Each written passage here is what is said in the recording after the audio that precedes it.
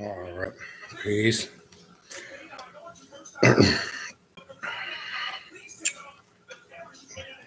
Get situated here. All right.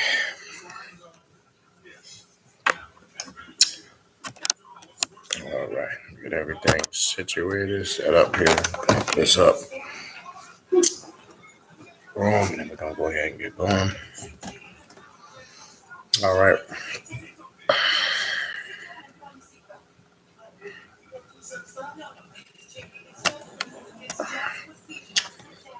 Peace, Brother Kendrick. All right. We're just gonna wait a few minutes till we get some people more people in the room. Peace, Sister Meyer. Yeah, I got your text. I responded back to you. I'm sure you saw it already. Peace, Brother Duma. Guys got part of my voice a little scratchy tonight. Once in a while, I get those little allergies. Never had no damn allergies till we came here to Florida. So the weather cooled off a little bit, and usually brings that on. All right.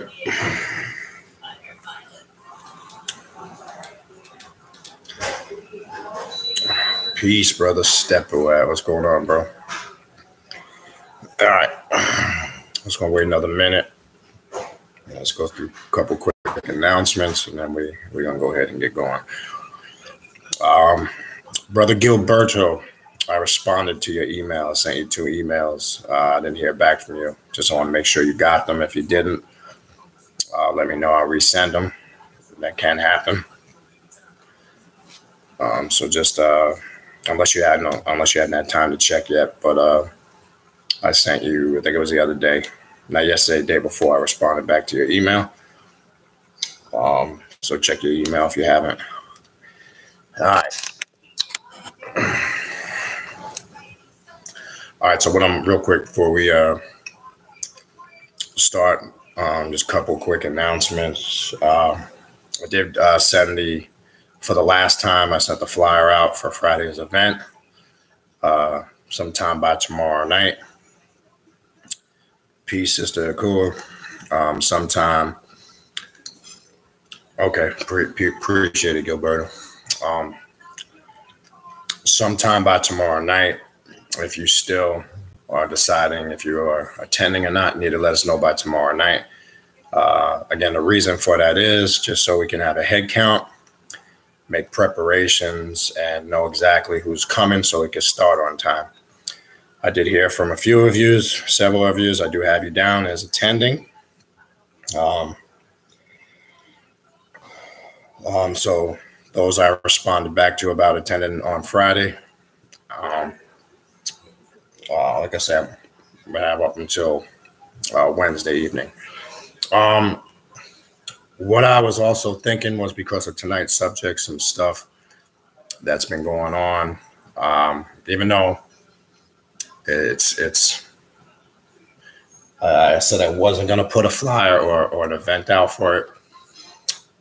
We will be doing something here next month for the Holy Death. It ties into the year ending, turning over into a new year, etc. So I think I will put information out on that again.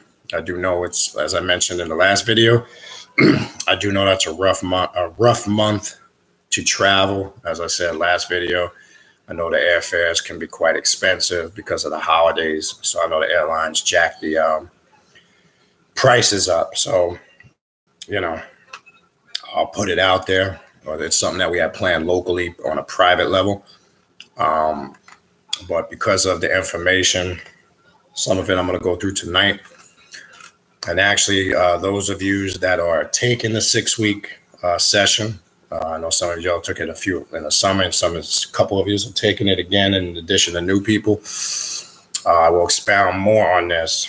That is the 4th week of the session, which we're going into the 3rd.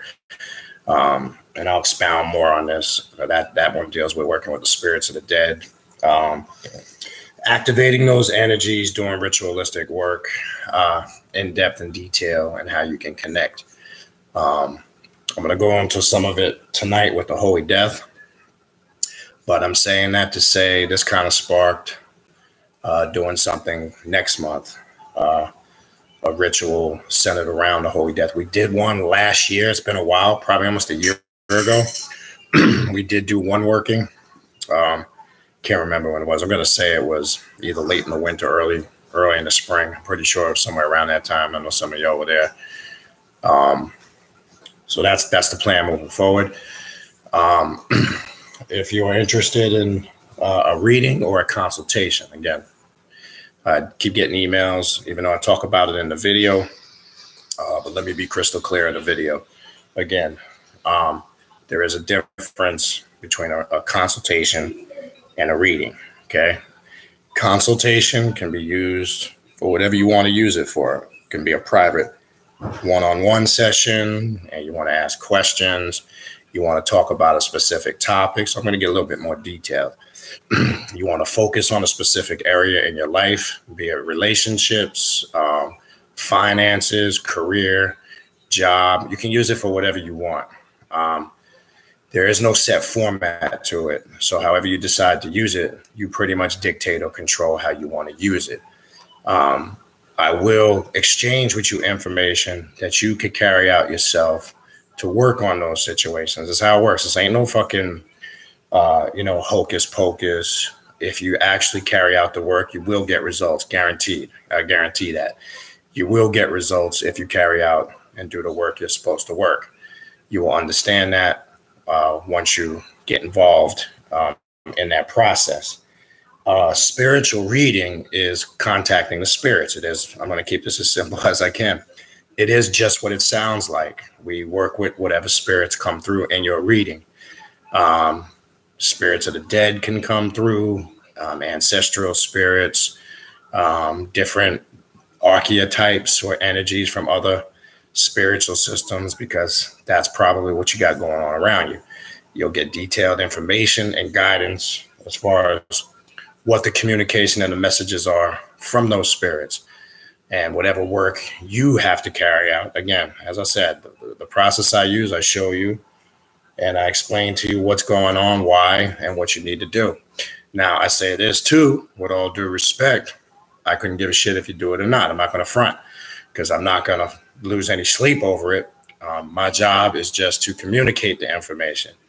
Your job is to actually take the information and do the work. I've been doing this for several years now, quite a while. As I've mentioned before in the past, I don't believe in putting up bootleg testimonials on a website, because I think that's a bunch of bullshit. So I don't waste my time and energy with that. The work speaks for itself. So I'm gonna leave that there. So when you do email me, just please email me and specify, so you don't have to ask price. It's always been the same price. $50 if you can get to me in person. $52 if you can't get to me in person, and we do it over Google Hangouts, private video call, or Skype, or some other form of social media. And it lasts for a max 1 hour. And either an hour, or if we get done prior to that. All right. Again, it speaks for itself. Consultations and readings are good for you to simply just get information that you can utilize and work with. It's that simple. It's not a process where, and I know there's other spiritualists out there, other people that do this type of work, but they charge you to do all the side and additional work. They'll tell you they need to do this for you. They got to create this for you. And then they charge you a ridiculous amount of money. The difference with me and those people is I'm just going to tell you and show you how to do the work. You'll have the liberty and the freedom to adjust, change, add, and, see what you need to do, fit to make it work for you. We discussed that. That's the difference between what I do and what other people do. Want to make that crystal clear. All right.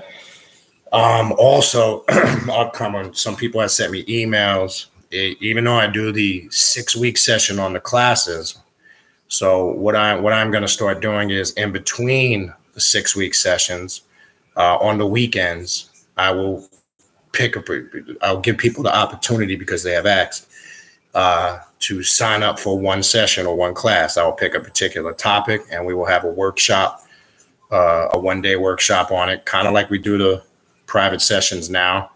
And I will offer them in individual segments in between the 6-week session. Now, just to explain, the 6-week session is designed, there's a criteria / curriculum to it. The objective is when you're done, and if you took the first one in the summertime, you understand what I'm talking about. When you're done, you'll be able to chart tremendous growth. Trust me when I tell you that. You will have techniques. You will have certain things you were able to do, trust me, before you took a class that you didn't have, in addition to what you already know. All right. So there's a reason why they're laid out in 6-week segments, because there's a criteria and there's a goal that's trying to be accomplished. Now, as you know, if you've taken them, how I work, we should be past, most of us who have been around, I'm not talking about the brand newbies, we should be past the kindergarten stage. I do work kind of fast. I do cover a lot of material. You could always go back, rehash, and redo what you need to do and constantly work on it. But because there's a tremendous amount of material to cover, and again, if you took the last one and you're in the current one, you know what I'm talking about. You see how long those sessions go for one day. So I want to make that crystal clear, but I will offer individual segments, because some people have asked, can we, we'll do it the same way. So I will start doing that in between sessions. So I'll start that. This session will be over at the end of next month. So probably just in January and February, before the spring one kicks in, I'll do a few of them. I'll come up with some stuff, ready to have some ideas. We'll go from there. The other thing I'm working on with an individual that I know, I'll get more information, but I'll throw it out there. I'll have more information on this. An individual that I was able to link up with, who has a good connection to altar and ritual supplies. So we're thinking about starting something up with that, either on Amazon or just a private website, a regular website. Not sure yet. When I say altar supplies and ritual supplies, I'm talking about chalices / goblets, daggers, altar tiles, altar banners, altar cloths, any ritualistic tools that you would use for ritual statues, archetypes, things of that nature. Basically ritual supplies that you would use for your chamber, burners, all different types of things.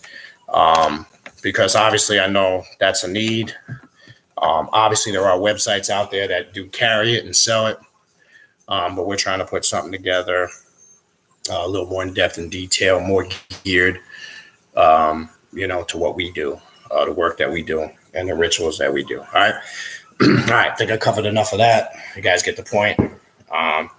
For any of the aforementioned, again, you could email me, the email in the description box, and I will actually type it in before we start. So it's in the room. You can always scroll up. But I keep the email in the description box, all the videos. I'll put it up here again. So you have it. All right. So what I want to cover tonight, and again, as I said last video, I've gone back to kind of doing the videos the old way I used to do them the first couple of years. I'm not going to be reading long excerpts from books anymore. I'm pretty much done with that. I have prepared some material that I've marked down, not to read it, but just to highlight and kind of remind me so I don't miss anything. I want to talk about the different aspects. So I started with the Aztec roots of the Holy Death. All right. So let me stress this and be clear. We haven't gone into in depth on this, so I kind of want to get that clarified in addition to taking it up to modern day times. Well, first we got to understand, obviously, the Aztecs, right? We know how that tradition got popular in the country of Mexico amongst Mexicans. We know the Mexicans are a mixture of Spaniards who mixed in with the indigenous Aztecs. As you may or may not know, there is a big difference of opinion between indigenous Aztecs and Mexicans of how, quote unquote, the Holy Death, as we know it in modern day times, is accessed, worshipped, pray, whatever term you want to use. There's a difference of opinion, the correct way that this is done, and its origins. Well, let's be clear. The origin of what we call the Holy Death today has its roots in Aztec culture. Let's be crystal clear on that. So what we're going to go over today, we're also going to show you it has its origin and its connections in African culture too. Yes. I'm also going to show you, which I did a video a few months back. It also has a strong connection in the spiritual system of Palo Mayombe, right? We went a little bit over that in a video a couple of months ago. We're going to talk a little bit about that.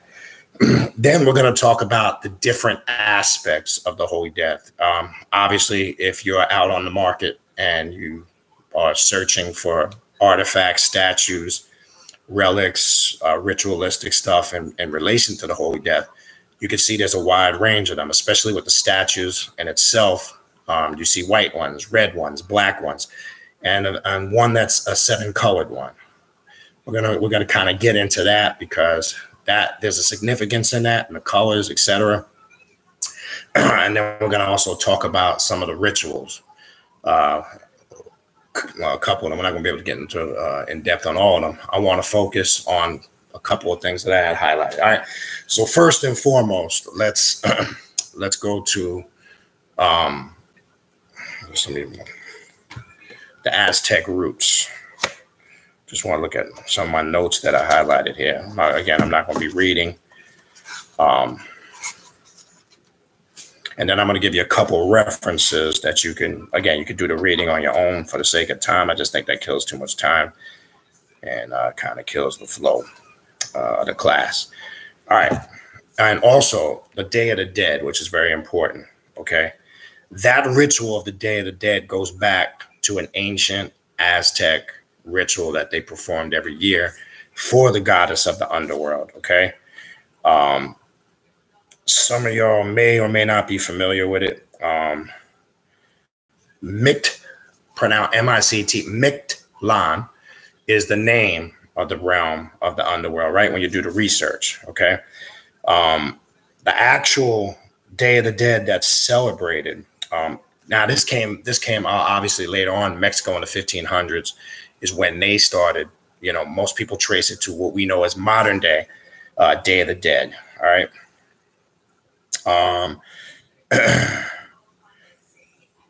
Now, you will also see, I'm going to address a little bit of the Catholicism. Obviously, All Souls Day being November 1st on the Catholic calendar, right? And shortly the day after that would be the traditional day. Most people celebrate the Day of the Dead. Now, I'm just going to refer Micteca Hualtu, but I'm just going to say Micteca, the underworld goddess for short, to make it easier. Now, what we want to understand is this whole ritual or this origin of it, okay? When you read the story of this underworld goddess of the dead in Aztec culture, right, you will see it's centered on this realm called Micta, right, or the realm of the underworld, right? And when you read the story in the Codex Borgia, it's called, you can actually access some of the information out again. Codex Borgia, B-O-R-G-I-A. You will find some of the stories written about the goddess of the underworld recorded in their text. Now, pay attention to the story that's recorded there, and you will be able, if you are somebody that actually really studies, you will be able to connect this with quite a few things, okay? You will find out that one has to go through these 9 gates / realms, as it's recorded in the Borgia Codex, so one can make a connection with the Aztec goddess of the underworld, or the Holy Death as we know it, to take that individual to make the transition, quote unquote, into the afterlife. So we see the role as a gatekeeper. There's also the aspect of the divine feminine with the Holy Death, which we're going to talk about. And the aspect of the divine feminine that's unique with the current of death that you have to really seriously pay attention to. All right. And something I quoted a reference I wanted to write down. that I want you guys to look into. Well, anyway, when I find it, I'll give it. Um, when you look at this story, right, you see the role of an individual that plays a gatekeeper. This is very important to understand. You see that. You see the guidance or the transition of souls. Now, what's unique or what we deal with when we're dealing with the current of death? Well, let's make this clear. One petitions or works with the holy death or works with the current of death, one, to get to understand what death really is and what it represents. Now, when one understands fully what that energy represents, and connects with that energy, it's not just talking about a physical death. There's constant change, transformation, the process of decaying. When something decays, there's something regenerated and grown. This is the true inner understanding of working with the death current. It's not just gloom and doom. It's not just, skeletons and dark and dreary stuff. That's the symbolism that comes along with connecting and working with the energy. When one is knowledgeable in what that current and energy represents, the fear is removed. That's the other purpose of understanding the power and working with the currents or the energies of death, right? So when you look for an example, there's another thing you should pay close attention to. If anybody has seen or is familiar with the sigil of the Holy Death, right? If you've ever seen the veve, the sigil, whatever terminology you want to refer to it as, if you've ever seen that, you will see it looks very similar to the sigil of Papa Legba. There's a reason for that. Look at it closely. I don't know if I have a picture of it here. Let me see if I can find it. If somebody could even pull it up if they want. You can just Google it and take a look at it. And when you look at the sigil, you'll see it's got the 4 points. It's got almost what looks as like a cane to the right. When you look at the sigil on the right-hand side, it's very similar, except in the center part, some of the symbols vary, but it represents, again, a pathway and a gateway and a road deity. This is very, very important. That connects with those currents, okay? So it's not a coincidence that you see, again, whether you're comparing it to Ample or Anubis, whether you are comparing it to any Papa Legba, whatever gateway or road opening deity you are connecting this to, you will see a strong resemblance and similarity of these death currents, correct? All right. I would suggest, if you haven't seen the sigil, I know most of you are familiar with the sigil of Papa Legba, I would suggest that you pull up those sigils and take a look at them so you're familiar with them. All right.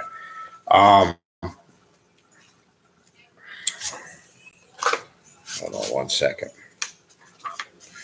Excuse me, just bear with me. My voice a little shot.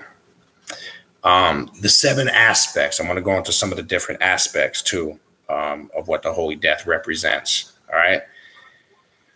You'll, again, as I mentioned a few minutes ago, you will see statues of her depicted, and the most popular are the black, the red, and the white, right? You've heard me mention before in the past about what each one of those represents. Now, the white is supposed to represent healing, for more positive works, etc. The red deals with passion and more life-related issues such as finances, etc. And they say the black deals with more intense, darker black magic workings, destruction of an individual, destruction of something. Now, I want to dispel the myths, and I'm going to go through some of the 7 colors and what they represent. One, no, you do not have to be Mexican or Latino only to work with the Holy Death. Let's try to smash those cultural barriers, because when you're working on this path, sometimes we identify a particular archetype, deity, or system exclusively for a specific culture. Now, yes, it might have its origins in a particular culture or system. That's fine. But that doesn't limit, if you are an adept on this path, if you are a master magician, black adept, whatever term you want to use, you have the flexibility and the versatility to know how to adjust and adapt and work with all of those things. Sometimes people don't, experiment or do work with things outside of their comfort zone, because they're under this illusion that, quote unquote, whether it's consciously or subconsciously, that there's these cultural barriers. And that's a bunch of bullshit. All right. So no, you do not have to be Mexican, or you do not have to be running your own drug cartel. Let me stop. Because that's the other, let's dispel that myth. Most people that are uneducated in understanding what the Holy Death represents, because now I'm not saying there isn't a connection there, because of the media and how it's been pumped up. Yes. And you could do research, the authorities, FBI, CIA, in their investigations with drug cartels, they have seen shrines and temples, because a lot of these drug cartels believe they have the protection and the power of the Holy Death upon them. And they've seen ritualistic murders where accessing the energy of the Holy Death was utilized to destroy an enemy. So there is that there, but I want to make it clear. Let's not act like that's the only thing, because when you run into the uneducated or the people that don't know what the Holy Death represents, they get a little bit spooked out and they get caught up in all that hoopla and all that spookism. So that's a very small part. The Holy Death is not just used for that. All right.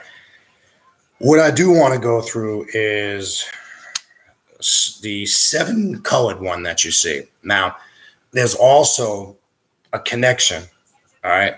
Now, if you practice voodoo, you should know this, especially in the spiritual system of voodoo that I practice. And again, I will, if you're in the session, I'm going to get a little bit more in detail in it in the 4th week. But know this, the 7-colored statue, or the 7-colored aspect of the Holy Death, there is a connection with that to the 7 African powers. There is a connection with the Holy Death to some of the African deities and some of the African pantheons, which I'm about to go into in a minute. All right. When I say there's a connection to the 7 African powers, in some circles, in some systems of spirituality working with the Holy Death, some will say that you always hear that when you set up an altar for the Holy Death, that you should keep it by itself because of the type of energy that's volatile and that you're working with. That is so true. But they say in some circles, and I say they, I'm talking about those who are high priests or practitioners or devoted people that work with the Holy Death, say that the only energy the Holy Death could share its space with is the 7 African powers. And I'm going to tell you why. In the spiritual system I came up with, and in my connection to working with voodoo 7 African powers, because in the system of voodoo that I practice, I don't look at the 7 African powers how mainstream Ifa or Santeria would look at it. When you look at from a voodoo or a voodoo hoodoo's perspective, you know the 7 African powers are gatekeepers. Okay, they are gatekeepers, or they are the connection and the pathway and the roadway to the dead. So the reason why the energy with the Holy Death is connected to those 7 African powers in that particular spiritual system is for that reason. All right.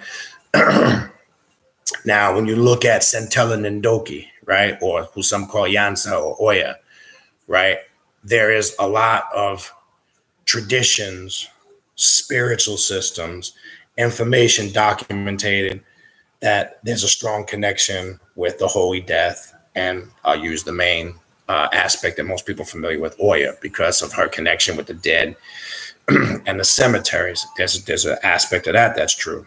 All right. Now, I mentioned in a video I did a while back on Palo Mayembe, there is some people get scratched. One of the deities in Palo Mayembe is what we know as the Holy Death.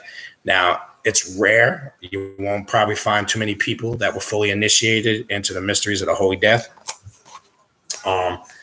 But because of her connection, because as we know, the system Apollo works with the spirits of the dead, and who greater to work with the spirits of the dead, or one of the best aspects you can utilize to work with the spirits of the dead, being the Holy Death. All right.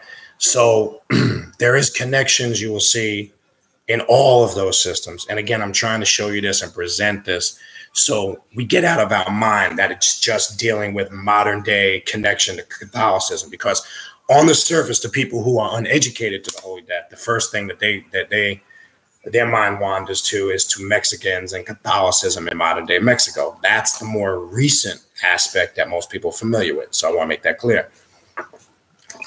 Now, the Day of the Dead that's separated on November 2nd, that was a feast that the ancient Aztecs used to do every year to honor the goddess of the underworld, right? The reason why they did that, because they knew there's one thing people that work with death understand. You hear this term. There's one thing that's guaranteed in life. That's death, right? That's guaranteed. And understand, when you work with the holy death, what makes the holy death more unique about any other type of energy, and you have to be careful and make sure you don't fuck with it the wrong way, where you get yourself screwed up. The holy death doesn't care on personal morals. And let me explain. The holy death energy, when accessed, it's more concerned with devotion. And that's why they say it's a very volatile energy. And I would suggest the aspect that I'm presenting to you today, I'm removing all the spookism. When you really work with death, and the black aspect, which I'm going to go into in a second with the 7 colors, when you really work with the holy death, I want to put this the right way so it's not misunderstood. So I'm going to try to explain it the best way I can. You can come to the holy death with the type of petition or energy. It could be something very gluttonous or greedy, or something very destructive. It's not concerned with that. And I want to say this bit. I don't want nobody to take this the wrong way and start venturing out and doing some disastrous shit and get themselves fucked up. And I'm telling you from experience, it's not concerned with that. The holy death is accessed because what the holy death represents, right? When you are loyal or dedicated, when I say loyal, I'm not talking about being a mental slave or subservient. I'm saying when you are, let's use the word consistent. When you are consistently connected to the energy, you will find out the power and the capabilities and the things that you can obtain really have no limits. So you have to be careful that it's not a destructive power, because some people can get carried away with it, per se, with all the stories that you hear with the drug cartels that use it for protection and for them destroying and hurting their enemies. And yes, there's a 100% truth aspect to that. You can do some serious damage. The holy death does not care. It's that type of energy. It's not for everybody. I want to make that crystal clear. So what I want to go over is the 7 colors. I'm going to share with you guys something that I've been doing. You'll see rosary beads, not these here. These are different beads for the holy death. I actually have them in there. Maybe I'll grab them in a second. They look like rosary beads, but they have images of the holy death on them. There's a simple ritual that one can do with those beads. It's a black magic ritual using invocations for the holy death. There's certain things for each bead. There's a point in that ritual where you're able to pause and put out there what it is you need to put out there and activate that energy. What I would, again, share is be careful, okay? And again, I'm not saying this, to create fear or panic, because anybody that knows me, that's not what I'm about, but I am saying to proceed with wisdom and diligence, because I've seen people get fucked up with it. How? Very simple. Because when you're sending energy, for an example, if you're using the holy death for destructive magic, you can send spirits to an individual to make them go, fucked up, crazy. You can, utilize certain aspects of that energy to cause shit to happen, not positive shit. And I'm not going to get into detail because I don't want people to take it and go the wrong way with it. So in that sense, you have to be very cautious and do your due diligence, because when you start to get familiar with the energy and how it works, that's when you're really supposed to use your, people say your smarts, your brains, your whatever, and know what it is you're trying to carry out. Because if the power of it is used the wrong way, meaning the intent is not fueled the correct way, or you're not clear on how you're fueling that intent, all types of shit can pretty much happen to you. Now you get familiar with it with being consistent, working with the energy. So what I want to do, so you have a basic understanding, all right, the different colors. All right, so let me just look at notes, and I just highlighted a few, again, points with the colors. All right, so let me go through that real fast, short form. All right, the white aspect. Now, my recommendation, and I'll explain, the black can be used for all, but there are certain aspects. If you work voodoo, this is just my opinion. Again, you don't have to take this as any quote unquote rule of thumb. If you do work with the voodoo aspect and you do work black magic, there is a certain way you can utilize the 7-colored aspect, or the 7-colored statue or archetype of the Holy Death. I work with both of those, mainly the black. I don't really fuck with the red one and the white one. And I'll tell you why. I'll explain why. That doesn't mean you can't, though. All right. Like they say, white is used for healing, basic stuff, right? Or getting certain tasks done, etc. I'm going to keep this real short. Blue is used. This is what the 7 colors represent.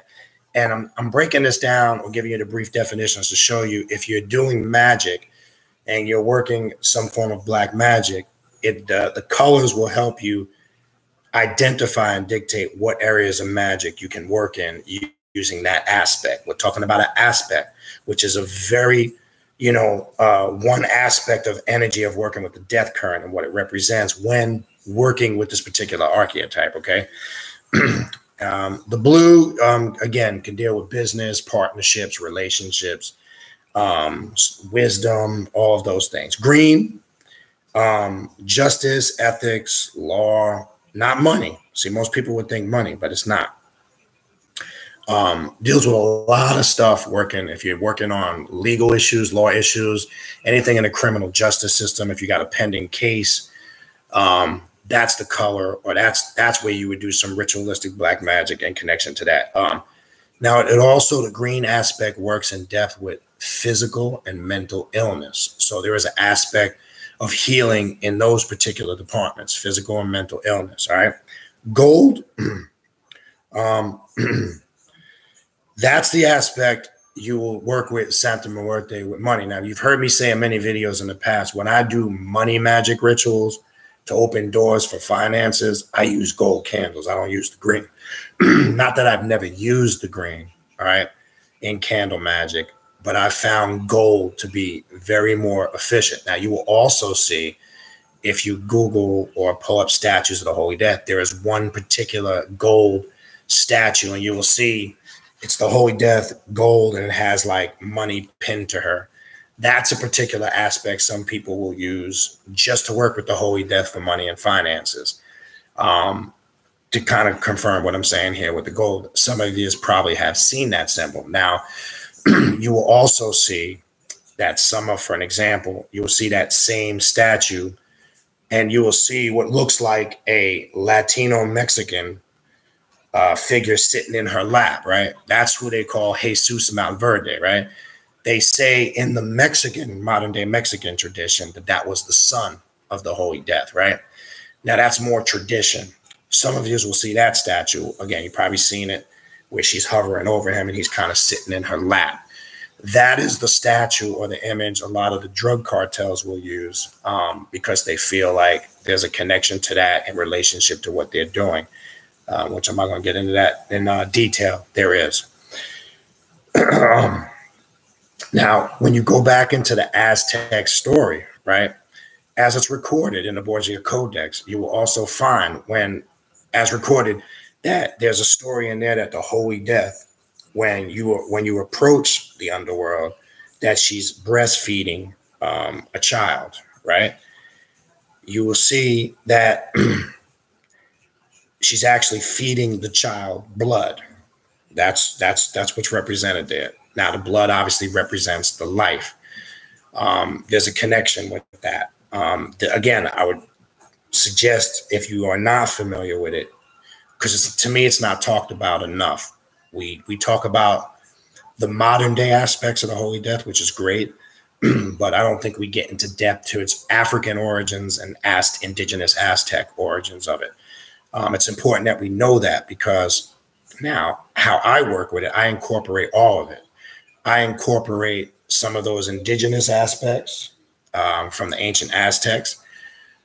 I even utilize some of the modern day techniques, such as the rosary beads or the rosary of the Holy Death, which is actually a black magic ritual. I do utilize that. It's very effective. It's very simple.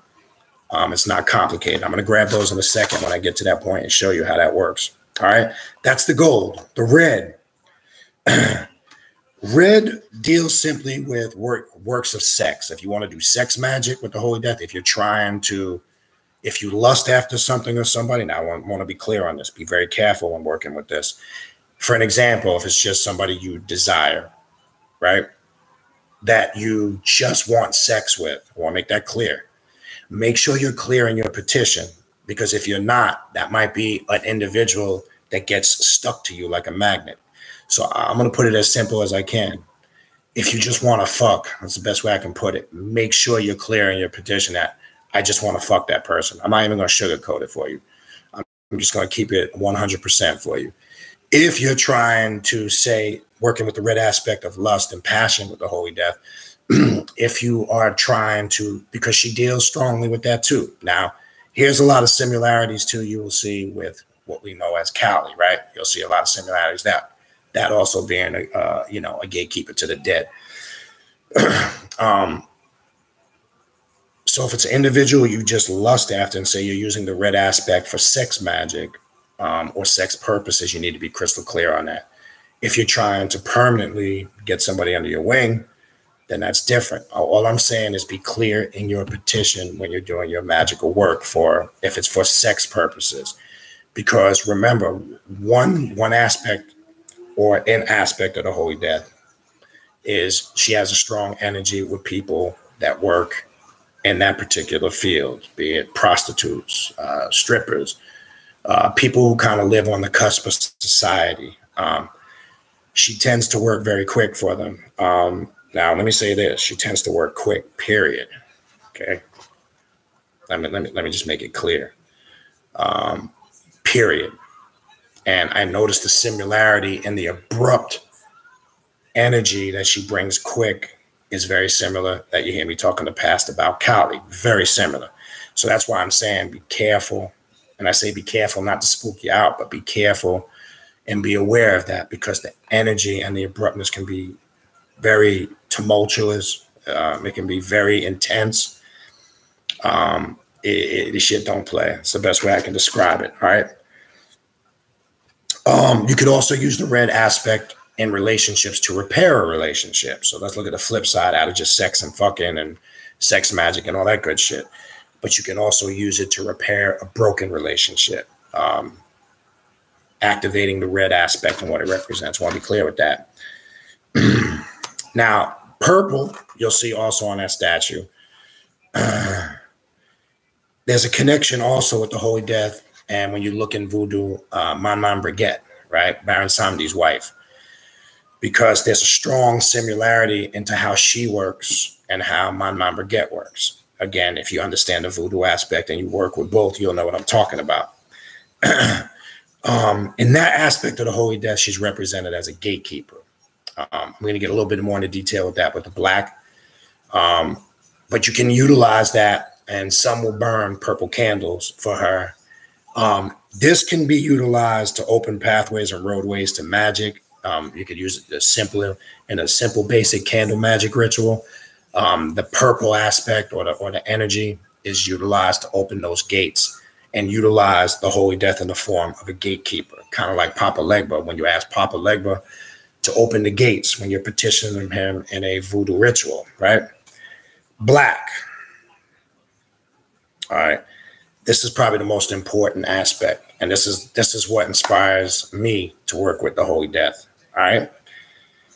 This aspect of the Holy Death can, as I said before, be used for destructive purposes, spells, hexes, curses, destruction, but most importantly, necromancy and speaking with the dead.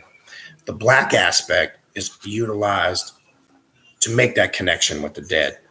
And that's why if you've seen, I've shown it a few times on my altar, how I have the black aspect of my holy death set up is I have the holy death there and have all aspects, that symbols that are affiliated with death. A lot of skulls. I have black skulls there, white skulls, and other symbols that deal with death. I also have an encased skull in water, and that represents certain things when you're doing certain work and certain rituals. So the black aspect, if you work black magic, is probably the one you're going to utilize, the most, which is one I know I utilize on a frequent, regular basis. Okay.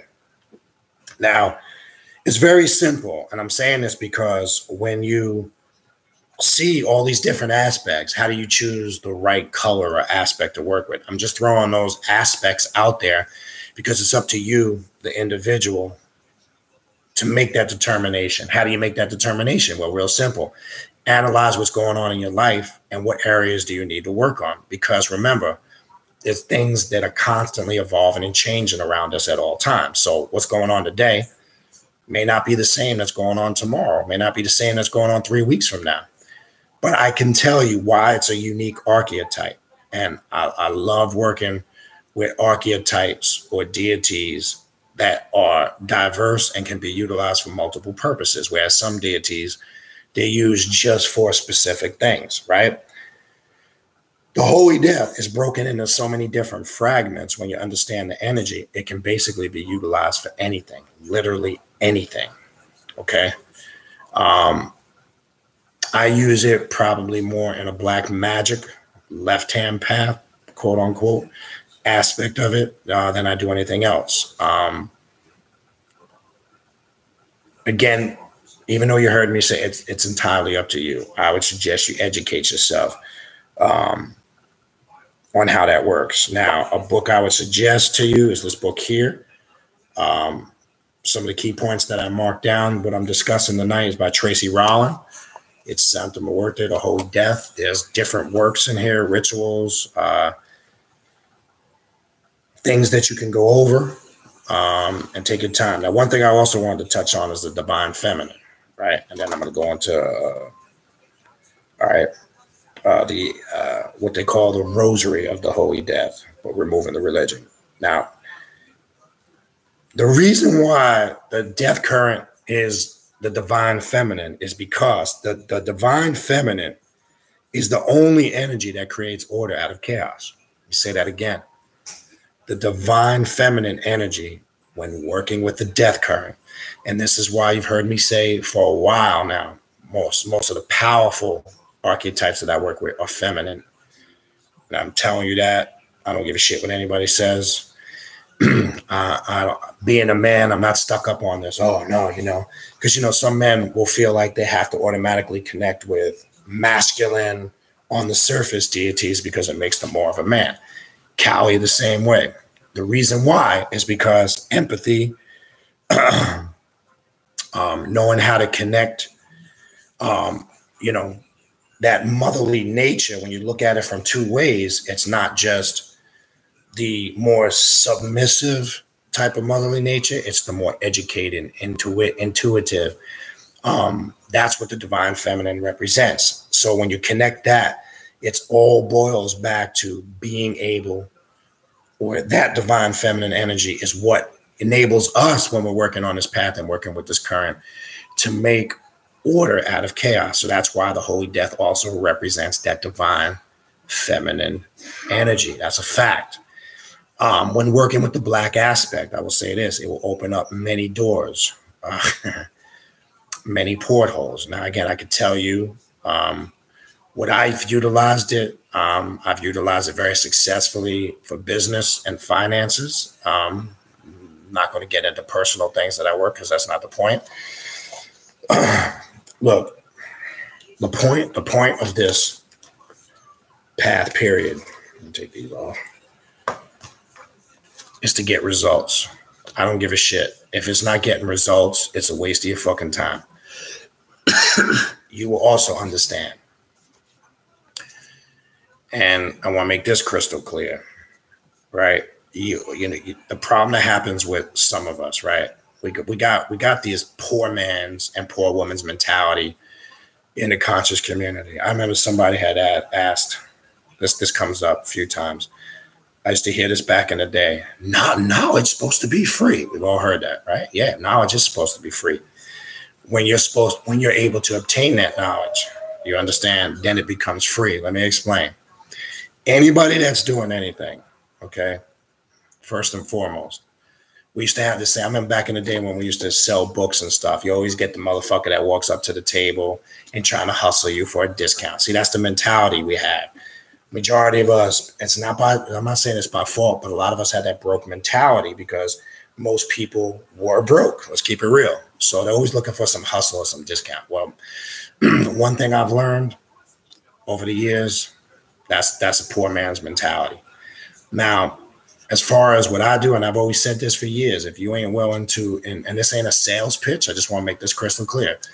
If you ain't willing to invest in your spirituality, then, that just tells me a lot about you. I'm not talking about to the point where it's got to put you in financial ruin. But I realized that, for an example, and this is one aspect, I'm trying to connect it to what I was saying with the Holy Death. I realized in doing certain work that, look, nothing in life is fucking free. I don't give a fuck what anybody tells you. And as I've said before in the past, the only thing I charge for is the time and energy that I put into the work. I don't do any of that side shit because, one, I have no desire to, and I could. If I really wanted to, I could. I could create all this elaborate shit and charge people money, but I wouldn't want to do that because, one, it's not my interest, and two, I'm not really in agreement with that. What I will charge for is my time, because anybody that's offering you something for free, it ain't worth shit. I'm going to tell you that. They ain't really giving you shit. I don't care what anybody says. Anybody that is taking their time out to put something in detail together for you, be it work, a ritual, be it a spiritual consultation, whatever it might be, could be classes, whatever. This is why you see, whether you agree with it or not, when you look at all these other spiritualists, I'm not talking about the ones that are claiming they're going to make you naga pots and do all these secret magical workings and mail them to you and charge you. No, that's not the shit that I'm talking about. I'm talking about somebody that's putting their real time, effort, and energy into it. There's a reason, because the shit is actually going to work. So I learned in one of these aspects, as I said earlier, what I offer, that's what I offer. I guarantee you will get results if you put in the time, energy, and work. I say that to say that's what this is all about. Why we do it, why I do videos, why I do what I do on the side, why I do what I do in private, and where I'm at right now in my life. I've taken a whole different leap in the last couple of months, literally, where I'm in a whole new, complete new direction. Literally. Because that deals with the death current. If you're in tune with the death current, you will constantly see change and evolution. If you are really connected to working with the dead and you're doing the same shit you're doing today that you were doing a year ago, you ain't working with the current of the dead. Trust me when I tell you. All right? Because the key aspect of working with the death current is constant change and evolution. And that's what I'm dealing with and constantly going through as I consistently do work, right? I'm not looking back at things I used to do, right? I'm looking things going forward. Sometimes things just run their course. And sometimes we hold on to them due to our insecurities. We get comfortable with it. And that's the worst thing that you can do to yourself, because the door of opportunity and growth gets shut because your mind gets focused on being comfortable with some shit. So the shit that I was doing 6 months, a year ago, 2 years ago, I'm not really doing any of that stuff no more. And there's a reason for that, for all the aforementioned things that I talk about. This is what the death current really represents. It's not just, let me go down to the cemetery, and that's part of it, and do this gloom and doom ritual, and black candles and skulls. And that's just the imagery and the symbolism that's connected to it. But let's talk about that real inner spirituality part of it, the real deep change. And the change is just as it says, change. What does it mean to change? Again, if you claim to be working with the death current, the spirits of the dead, whatever you want to call it, necromancy, There's many different terms, really all the same shit, just packaged up a different way. You should see constant growth and change. If you're not, then you're not working with it. All right. All right, let me see. The last thing I want to go over, and then I'll go into the room and take some of your questions and your comments. Let me go grab those beads I was telling you about. I want to show you guys the beads. Now this per se here, I know you see me wearing this sometime. Let me just address this real quick. This is holy death beads that were consecrated in a ritual that I wear that carry the energy of the holy death. So this is utilized for a different purpose, just like in other spiritual traditions that have what they call collars or leques, like Ifa, voodoo. The beads and the way it's threaded represent a certain energy or aspect of that particular deity or archetype. It's that simple. But these weren't the beads I was talking about. Hold on.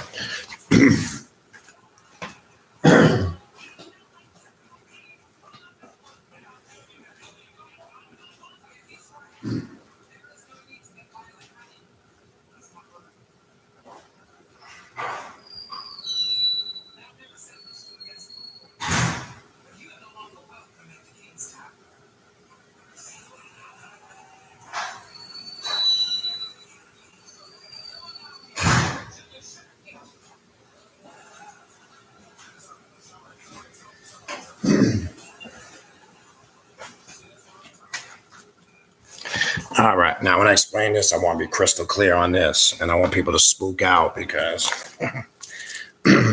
some people have a tendency to do that. Just give me a second.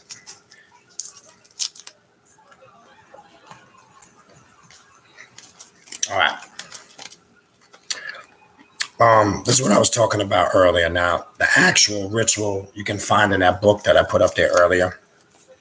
You will see many different tools, ritualistic tools you can utilize working with the holy death. Okay. You'll see these bags that come in with these sets of beads that they sell. All right.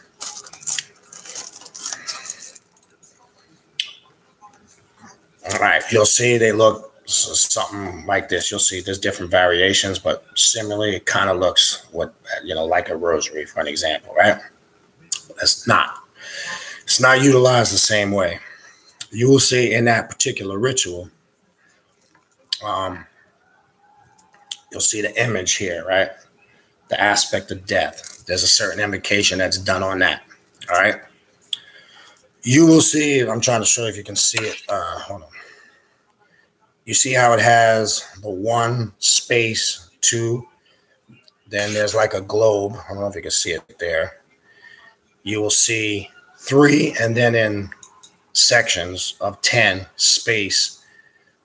They all represent something. And again, when you get the time, read the ritual. You can adjust it how you see fit. The point is, when you get from this point to here, and before you go around one full, and you go counterclockwise. Just want to stress that because of what it represents, not the traditional other way, because we're dealing with a whole different energy of it. That's where you would pause and do your petition, right? If you're working this ritual for a particular situation or scenario or a particular thing that you got going on.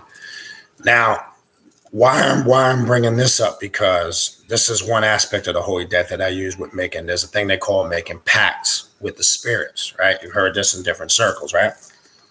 But again, you can get these online. You can, or if you occult shops carry them, you usually have access to them in places like that. All right. You hear a term, making pacts with the spirits, right? Now, one thing I found very effective in working with the holy death, you could do this with any spirit, but I found with the holy death, it's very effective because it's a type of energy that deals with devotion and loyalty, right? You hear this term, not religious loyalty, okay? She tends to work even quicker than I was explaining earlier. Now, one of the pacts I've made is performing that invocation a minimum of once a week. You could do it whenever you like. But one of the things that I utilize in a pact aspect of making a pact with the spirit is performing that invocation, because it connects you with that energy of that death current. And what it does is it opens doors in your psyche. It opens pathways and roadways in the psyche. Whatever blockages might be there subconsciously that's holding you back. And I'm talking about the ones that you're not conscious of. I found by utilizing the black aspect of the holy death and the death current and working with it as a gatekeeper and working it with as a spirit to connect you and communicate with the dead, it can easily remove those things and clear. We hear the term have a clear mind, but what does that really mean?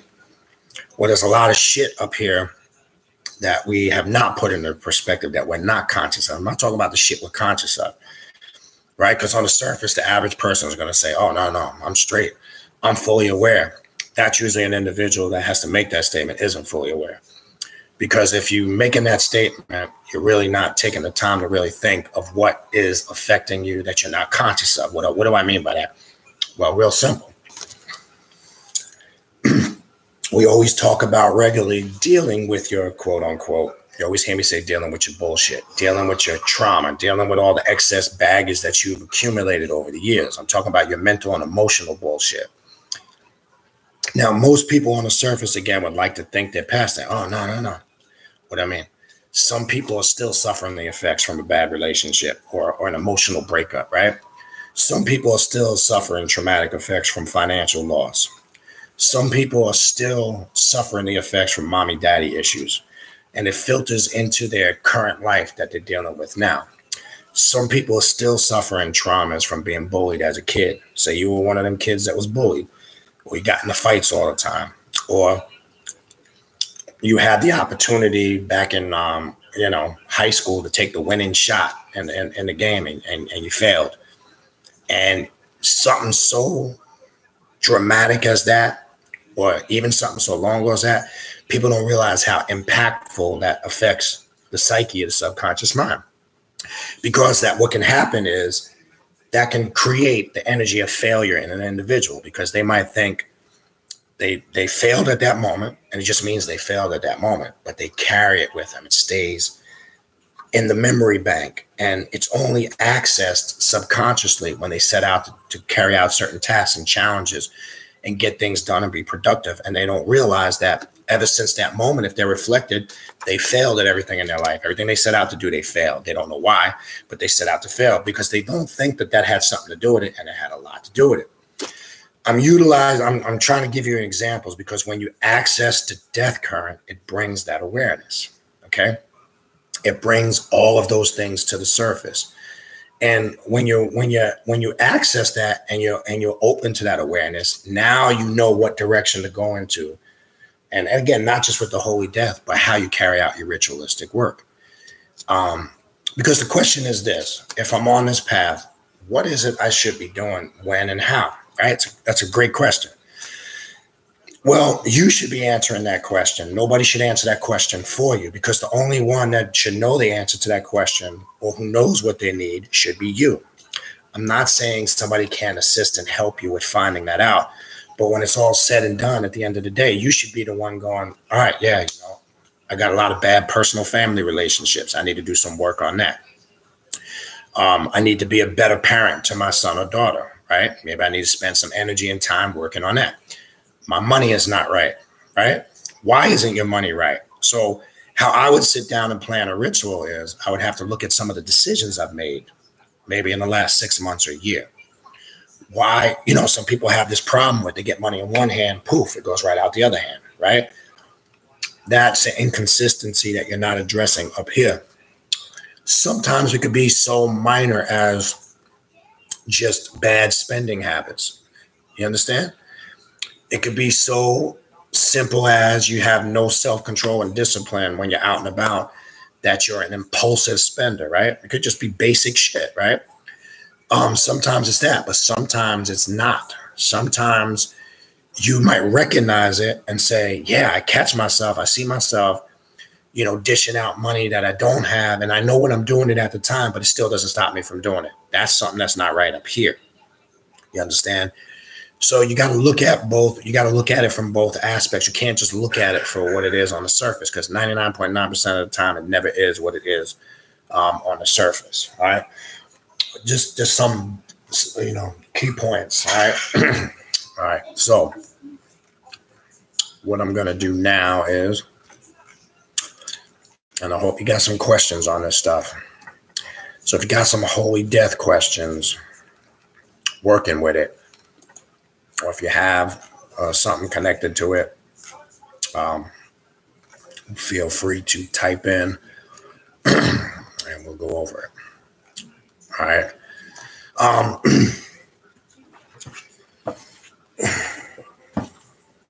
Now, I just want to make this clear. This is important. I want to make sure people understand this. But no way am I telling you. I can only share with you the experiences and how I utilize it. That's all I can tell you. That's all anybody can tell you. And I'm not sharing that with you because I'm expecting you to do it the exact same way. I want to make that clear. No. You feel free. Do your due diligence. Do your research. If it's an interest you have working on this path, working with some aspect of the Holy Death, I'm trying to broaden your horizons on it. I want to make sure you don't just think it's some folk saint of Mexican folklore and that it just has its connection to Catholicism. That is furthest thing from the truth. That's the modern day description and interpretation of it. Because remember, as it's gotten filtered down from its ancient indigenous roots with the Aztecs, right? When you look at it from that aspect and you can connect it from the indigenous aspects, as I went over earlier, to Africa and the Afro-Caribbean religions of Santeria, Ifa. And as I said before, I did a video a while back, there's an aspect in Palo Mayombe that there's people that are scratched or fully initiated in the mysteries of the Holy Death, which is a whole nother fucking story. I just want you to see how wide and broad working with this energy is, because, again, I'm not talking to you if you're on this path and you're familiar with it. I'm kind of want to address this to people that may not be familiar with the Holy Death, and they might have a indoctrinated, look on it based on things they've read, heard, and most of the shit you're gonna hear is gonna be negative. It's gonna be, those Mexican drug cartels use that. It's a demonic spirit and energy. Well, if you're religious, then yeah, to you it is.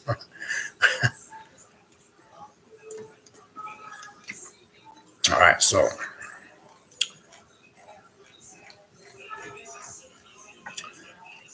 right, let me scroll up to the top and all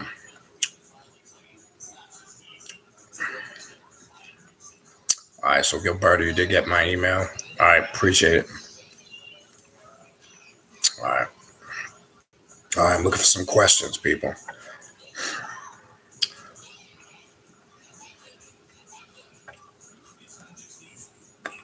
All right, so Ethan got here. I started praying to Santa Muerte and stuff hasn't been going too great. Am I doing something wrong? Well, first and foremost, I don't know. When you say praying, I per se don't pray. So I don't utilize that aspect. I would have to know exactly, are you praying how a religious person would? What is it too? Outside of the physical act of prayer, what is it? What is your intent? What is it you're trying to accomplish? Like, what is it you're asking for in these prayers? So it's hard for me to tell what exactly it is you're doing and how you're doing it in order to determine what you're doing wrong. Now, let me say this. When I was saying earlier, if you're not clear in your petition, remember I was saying, or if you're saying, remember, there's one thing you can't do when working with, especially spirits of the dead. If you're being deceptive and you're saying one thing by mouth, but in here it's something else, that can make things go wrong. I'm just giving you examples. I'm not saying that's the case, because maybe you'll respond down. After you hear me talk about this, you'll type something in down at the bottom. It can make things go amok. So when you say stuff hasn't been going too great, that could be one of the reasons, or something similar that's connected to it. So I don't know exactly what it is and how you're doing it. So I'll look for some further commentary from you as I scroll down. Maybe you'll give me a little more information. All right. Oni types in, I have the 7 colored piece and a black. Yeah. Well, I know you because you deal with voodoo and you work with that aspect of it. Again, if you came in late, I was talking about in some circles or people that work or have worked with consistently, the Holy Death. You will hear them where they will say, most people will tell you, and it's true, that when you set up a space for the Holy Death, that space she should have, or that energy should have its own space because it's very volatile, it's very powerful. Some spiritualists will tell you the only space that can be shared with the Holy Death is the 7 African powers. I'm saying that in relation to Oni's comment because the 7 African powers, when worked with the current of the dead, they're looked at as gatekeepers, not how somebody would traditionally look at them through Ifa or / Santeria. I utilize the 7 African powers through that aspect as gatekeepers, road openers, those type of spirits and energy when you're working with the current of the dead. So the 7 colored aspect, and that's why I went over the 7 colors, and this is just me. Rather than get a red one, a white one. Now, if you're really trying to work with finances hard, I mentioned the image of the one with finances. There's one specifically for that. That's on you. I found it effective, just like Oni has typed in there. If you have the black and you're working with the multicolored, you can pretty much work any aspect for whatever particular area that you're working on, be it, again, as we went through it earlier, relationships, healing, sex, money, whatever it is you're utilizing. You can perform a working that'll connect you to that specific aspect of the Holy Death. I found, and there's another good book I've mentioned before in the past I would suggest people get. I mentioned it before, Conjure Man Ali. It's called The Holy Death, Santa Muerte. He's got a good section in there where he goes over the Aztec origins of the Holy Death, and he gets into working, he goes in pretty deep with getting into the different colors and aspects. Now, he's given his take on it where he has said that, and I agree with this because I've experienced this, he uses the black aspect for all works. He's found it effective. And that's another thing I've mentioned the same in the past, in past videos. But I found that using, if you're working with those 2 aspects and the 7, because remember the 7 is a significant number when working some of these rituals for what it represents, completion, totality, right? There's a science behind that. Same thing with the 7 African powers, right? In voodoo. So I'm kind of in agreement or kind of on that same vibe with Oni. I see Trina typed in, post a link at the Sajil. I think Gypsy Goddess did it a little down. I saw her put a link on there, which I get down to in a second. I would like you guys to, if you haven't already, you might have since that came up earlier. I would suggest you take a look at that Sajil / some might call it a Vebe if you're dealing with voodoo, and look at the similarities between that Sajil and look at the similarities between Papa Legba's Sajil. It looks very similar. It represents the 4 paths. You'll see the arrow going north, south, east, west. And if you look to the right, you even see a similar looking object. It's her skiff, by the way. It's not the cane. Because then let's talk a little bit about the symbolisms on some of the Holy Death imagery that you'll see when you're doing this work, right? You'll see on the Sajil, the skiff, but it kind of almost looks like the cane of Papa Sajil because Papa Sajil's cane almost looks the same. Now, in the center of the Sajil, you'll see a little bit different imagery. That's slightly different than you would see on Papa Legba's Sajil. Now, the only reason why I brought that up to show you that these are gatekeepers. These are road opening deities, road opening archetypes, spirits of the dead, etc. I'm trying to correlate and show you there's a synchronization with all these different systems, cultures, and deities. Even when you read, as I mentioned earlier, the Aztec goddess, the story in the Borgia Codex, where it tells you the story of the 9 gates of the underworld. Who can you connect that with? Ampu. When you read the 9 gates and the coming forth by day, right? You see the story of Ampu guiding the soul of the individual through the 9 gates or duats, or the 12 duats, right? But at the 9th gate, who's represented in the 9th gate at the duat? You have you have Set and Heru, right? Set and Heru represent, quote unquote, your lower self and quote unquote your higher self. It's where the individual gets to the point where he or she must be at the point of mastery or obtain the point of mastery before they can go through the preceding 3 duats or gates in the Egyptian pantheon, right? But you see that connection with 9 gates, and then you can even take it to Centella, Ndoki, and Oya, and we know Oya's number is 9, right? And we know she's a gateway keeper in that spiritual path because she's that bridge or connection between this realm here and the realm of the spirits or the dead.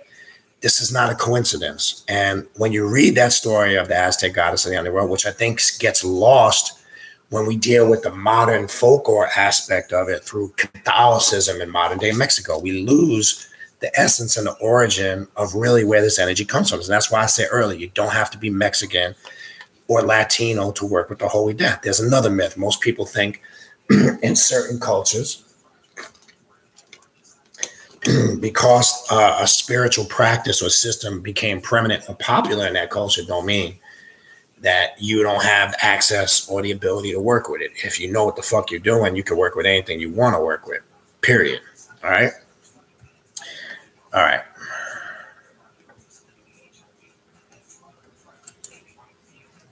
All right.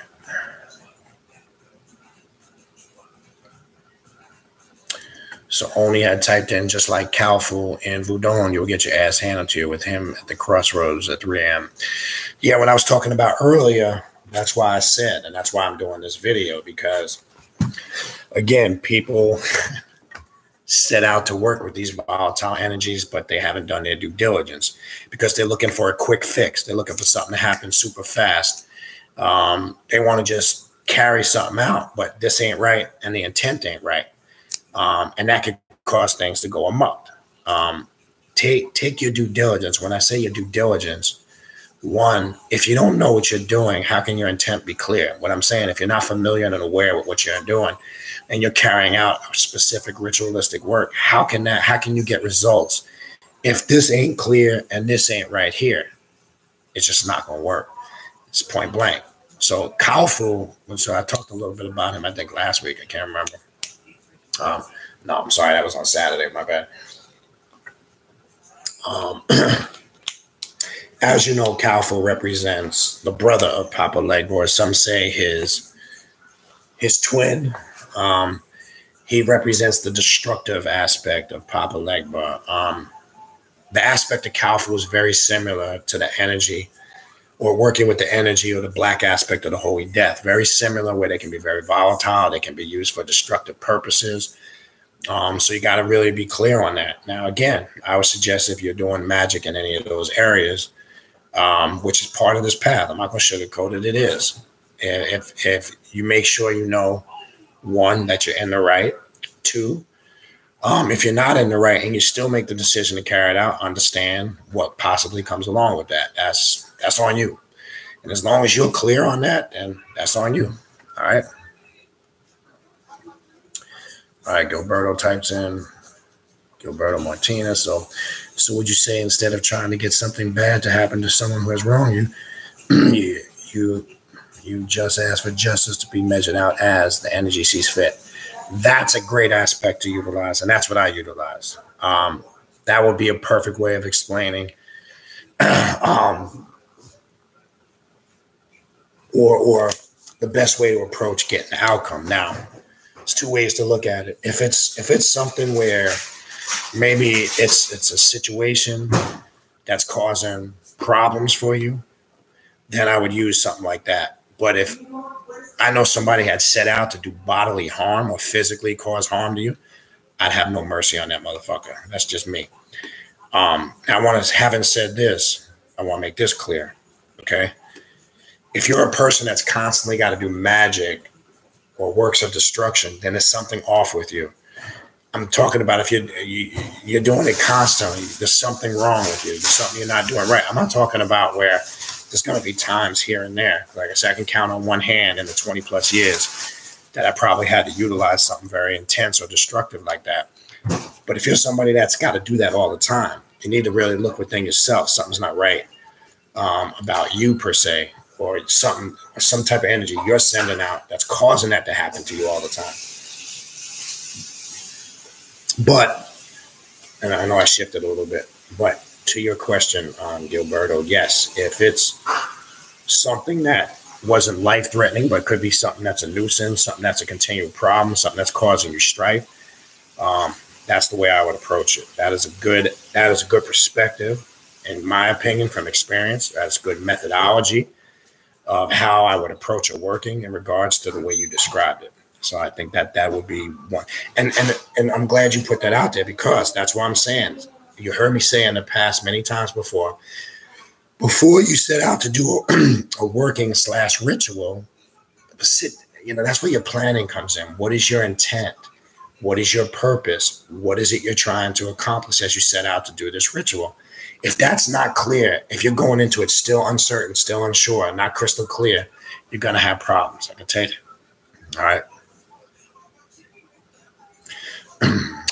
Only typed in a comment, true. When I was talking about Jesus Malverde earlier, the patron of Mexican people, like a Robin Hood type energy. Right.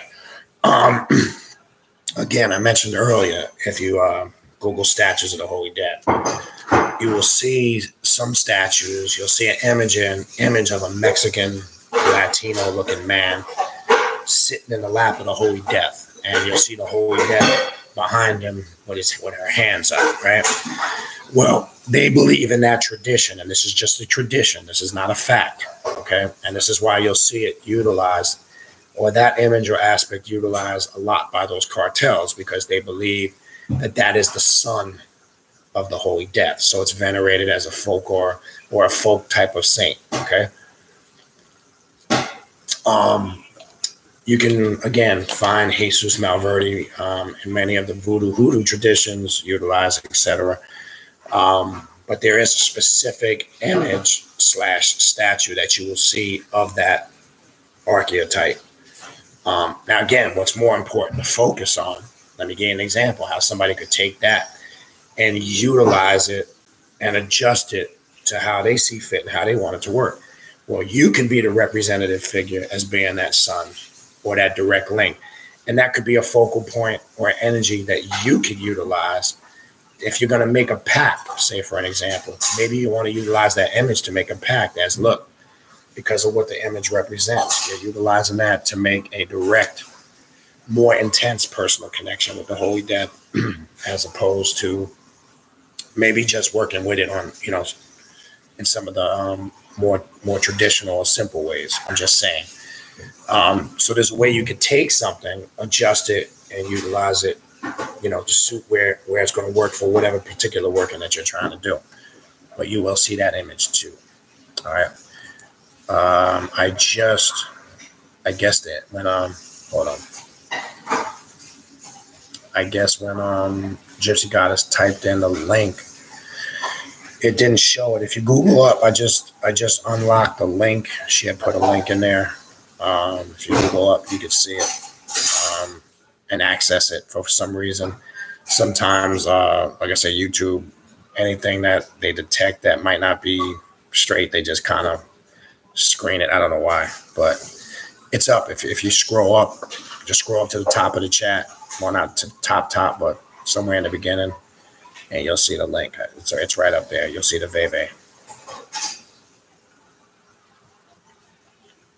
All right. Hey, brother Anarchy Zed, what's going on, man? Hope everything is well with you, brother. Hope your foot is good. Hope everything's going your way. And I hope you're feeling good. All right.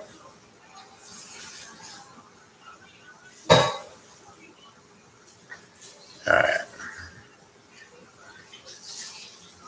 Okay. Yes, there is another one. I don't have that one. I'm glad you bring that up, Anarchy Zed. When I was talking about the beads earlier, there is another one you will see. It is a quarter nine. Actually, you can actually, if you Google it or even go on Amazon, they have them on Amazon. Now, there's another method when you're using the quarter nine, and I know you're using, like you say, use them in demonology and philosophy, but you can even use them. There's an aspect instead of doing the whole, going around the whole entire beads. There's a short form version of them. I'm glad you brought that up. I'm saying this in relation to the Holy Death, not so much the way you might use them. But there is one, you'll see them if you Google them. It's the way you described it. And there's a quote unquote, you can use a shorter version of that ritual. So I use the whole thing because the pact that I made and a specific aspect that I work with, I go around the whole thing.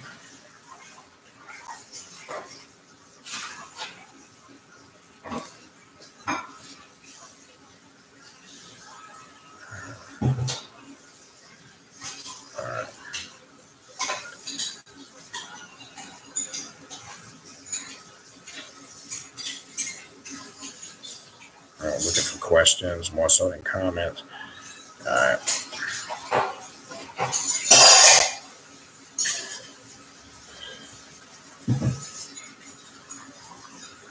All right.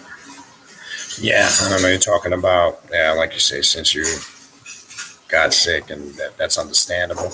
But I don't know if you typed anything further down, but I would ask, is there any particular work you're doing as far as, the sickness or not feeling right? Maybe there's something you can do, particularly in that area.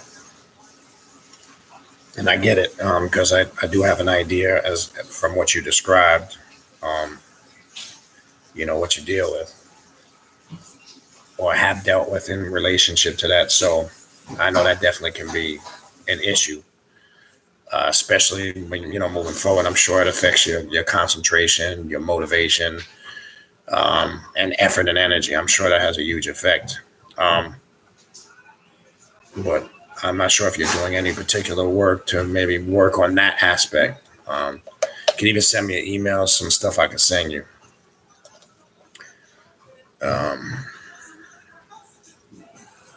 Oh, wow. Okay. Damn.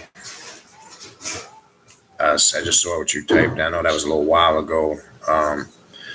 Gilberto, didn't know your wife was shot in a drive-by. Sorry to hear that, brother. That's got to be tough. And wow. And to have to drive by it every day, 2 blocks away, that's rough. Sorry to hear that, man. Wow. Sorry to hear that. All right, what else we got?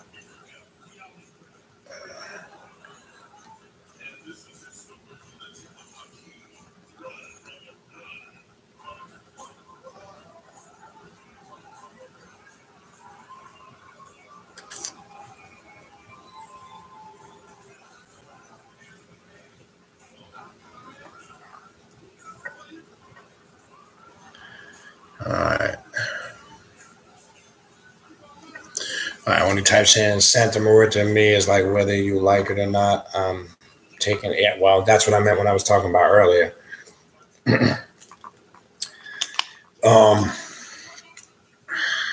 It's very similar, that aspect, the response, the energy that you deal with. It's very intense. It comes quick and it's very drastic. It's the best way I can describe it. You've always heard me describe the Kali energy. I utilize the metaphor of Kali as a type of energy. If it's going to teach you how to swim, it'll take a child and throw it into the deep end of the pool and say, swim. It's that type of energy. So this is what I mean when I say earlier, you got to do your due diligence. You got to do your research, because you got to make sure that that's what you want to deal with, how the energy comes and how you need, because the key is, if you don't know how to facilitate it when it comes, that's where it becomes overwhelming. And that's where it can create problems, because you didn't take into account how swift and effective, quick and powerful the energy is. So very important.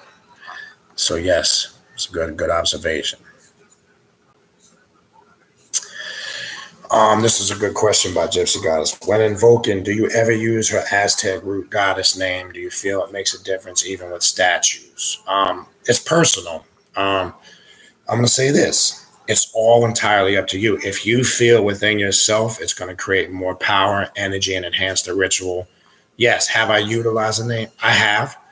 I've utilized the standard, but I found, understand this, as long as you understand the words, it doesn't, as far as language, what you're saying, if you're doing it in English, if you're doing it in Spanish or whatever other native tongue you might speak, as long as, remember, there's an aspect in magic, especially ritualistic magic, called performative utterance, right? When you are uttering or doing an utterance, an invocation, as long as there's passion behind it, there's a clear intent, and you're able to absorb and fully perceive the energy of that intent, you're always going to get great results. So you can invoke, as far as titles and names or aspects, you can utilize whatever makes you feel good. If you feel like it's going to make the working better, that's fine. Okay, what else we got?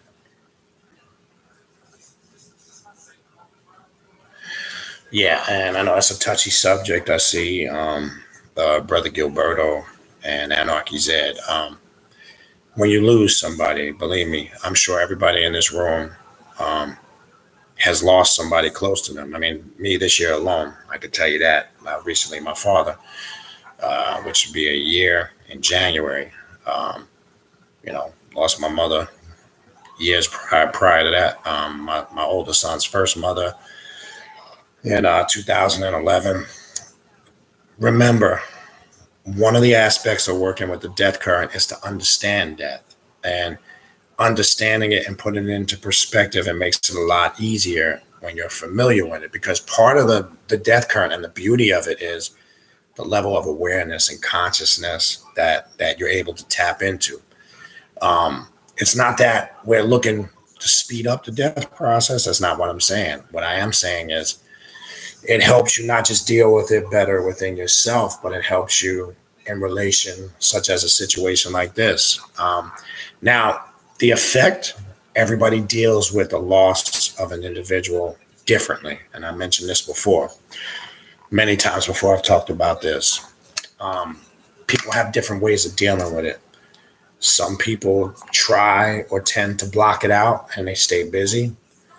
Some people, which this is probably something I wouldn't recommend, some people continuously reflect on it and stay in an emotional state of distress, which can lead to other areas of depression, and all types of shit can go wrong. I don't recommend that. I'm saying you never forget, because you never do forget. Trust me.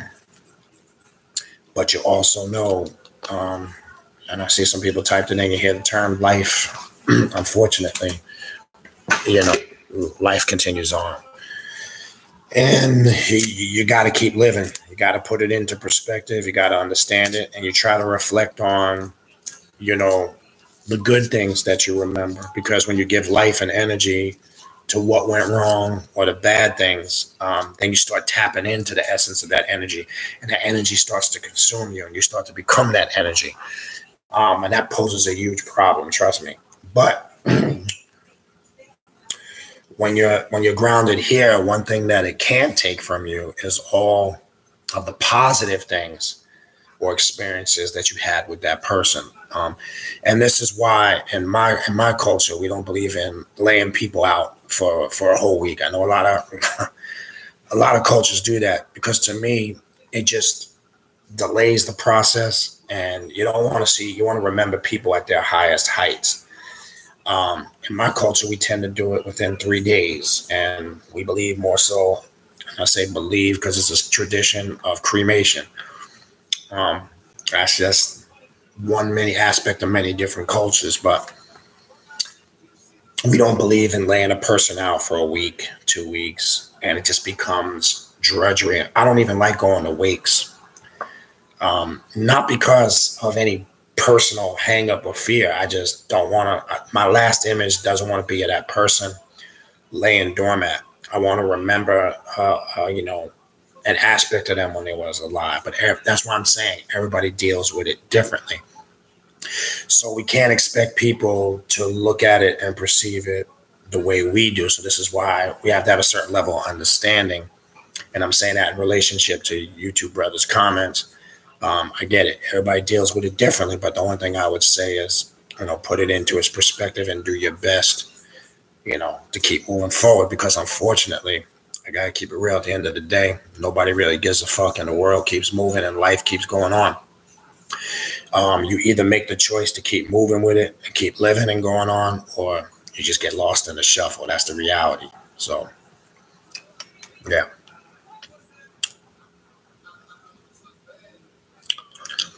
All right. So Gilberto types in, the Holy Death has always intrigued me, and now more than ever, I feel a connection to that energy. Well, yeah. Now, could be because, you know, it could be in the genealogy or the genes. You will find in certain spiritual systems, if you are a direct bloodline connected in that spiritual system, you might find a natural genetic stronger connection. But as I said earlier, it doesn't mean you have to be exclusively, you know, Mexican or Latino or Aztec to work with the Holy Death. You don't have to be. Remember, the master adept is able to adjust and work with how he or she sees fit to utilize that energy to enforce their will when doing a greater black magic work. And that's how it works. So, but that's good that you feel that connection.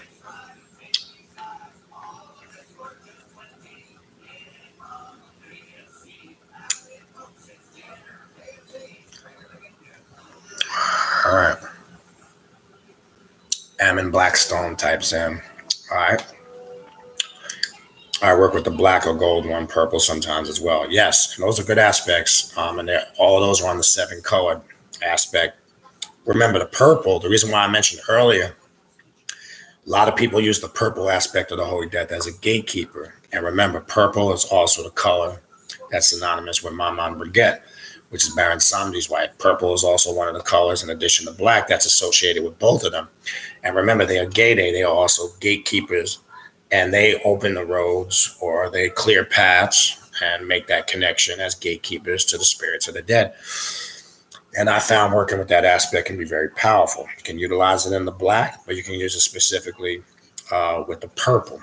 Now, what's the deal with all the colors, right? And as you said, I said gold also with finances, right? And you will see a gold image of the Holy Death. There's an image you could buy her with, like I said, you'll see like money pinned all over her. Some people just utilize that aspect strictly when they're working with finances. Some people have found in their work with the Holy Death to make that stronger connection when doing financial work or the open financial path, that they use that specific image or aspect. And it can be very effective, right? Now, as I mentioned earlier, I've actually used the black path to open financial doorways for, you know, the work I do, career, finance, etc., and very effective. But if you're going to use that volatile path, the purple or the black, and use it as a gatekeeping or a communication aspect with the spirits of the dead, I would suggest, again, it could be very volatile. Be prepared. It can bring tremendous change. And it always brings to mind the saying, you know, that old adage, be careful what you ask for because you just might get it. That's kind of a best way to sum up working with that aspect of the Holy Death. Be careful what you ask for because you just might get it. All right.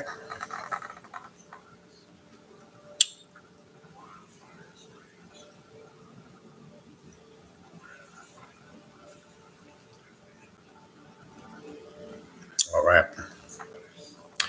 Yes, it's a song. Gilberto says it's a song I chose. Yes, the video that we had did a while back. I remember that video. And if you guys haven't seen that video, without getting into any detail, because maybe when she's here one time, she can, again, revisit that. So I'm not going to talk about it. But there's a video in the archives, I'm going to say, shit, maybe that was 2 years ago. I could be wrong. Somewhere around there, I might be right. Yeah, about 2 years ago, I would say almost. Where it was at the time, I'm going to say about 2 years ago, and she shares in the video some of the first times she really started working with the Holy Death. If you haven't seen that video, I would suggest you go back in the archives and access. It's a really good video. All right. Gilberto says her energy, meaning the Holy Death, has just been popping up so much lately.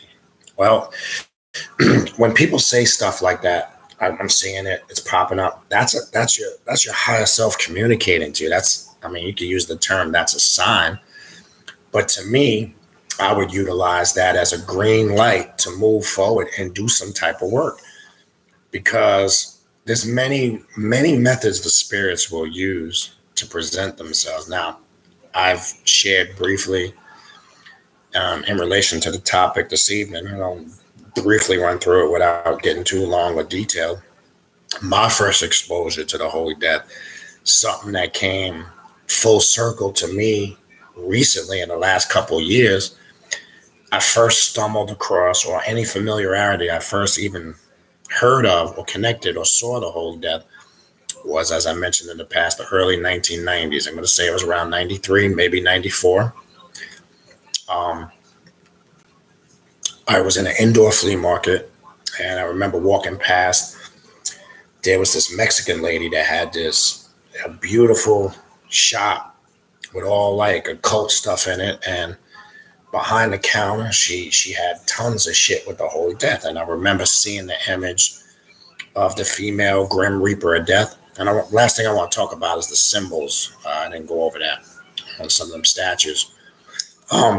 I remember seeing the image and just being intrigued by it. I didn't know why. And I remember going in there asking her a few questions.